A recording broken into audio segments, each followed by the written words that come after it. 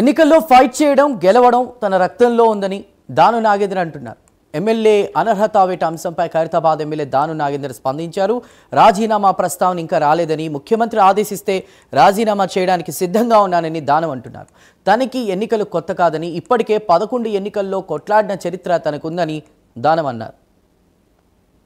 కోర్టులో కూడా నా యొక్క వాదనని కూడా నేను అప్పీల్ చేయడం జరిగింది. అది ఇంకా కోర్టులో పెండింగ్ ఉంది కాబట్టి సుప్రీం కోర్టులో ఉంది. అదే విధంగా స్పీకర్ గారి దగ్గర ఉంది. నేను మళ్ళీ సుప్రీం కోర్టు కూడా నా ప్రత్యేకంగా కూడా నేను కూడా అప్పీల్ కావడం జరిగింది. నేను ఎన్ని ఎలక్షన్లు కొట్లాడినా మీకు తెలుసు, ఇప్పటి వరకు సుమారు 11 ఎలక్షన్లు కొట్లాడాను. ఎలక్షన్ కు నాకేం కొత్త కాదు, ఫైట్ చేయడం నాకేం కొత్త కాదు. ఫైట్ చేయడం గెలవడం అనేది నా రక్తంలోనే ఉంది. ముఖ్యమంత్రి గారు ఈ మధ్య కాలంలో ఎక్కడైనా హైదరాబాద్ సిటీ మనం ఇక రైజింగ్ సిటీగా ఉన్నటువంటి సందర్భంలో హైదరాబాద్ తెలంగాణలో ఇన్ని అభివృద్ధి కార్యక్రమాలు ఒక పక్కన జరుగుతూ ఉంటే రేపు 8వ తారీఖు నాడు గ్లోబల్ సమ్మిట్ తో పాటు రైజింగ్ తెలంగాణ సంబంధించినటువంటి ఎన్నో అంశాలని అక్కడ ప్రస్తావించబోతున్నారు ముఖ్యమంత్రి గారు. కాబట్టి రైజింగ్ తెలంగాణ అంటే ఎలా ఉంటుందో చెప్పాలని, 3 ట్రిలియన్ రాష్ట్రానికి చేర్చాలని ఒక సంకల్పంతో పోతున్నటువంటి ఈ తరుణంలో ప్రధానంగా అభివృద్ధి మీద అందరు కూడా కార్యకర్తల దృష్టిని కేంద్రీకరించాలని కోరుకుంటూ ఏ రకంగానైతే మన రాష్ట్ర ప్రభుత్వము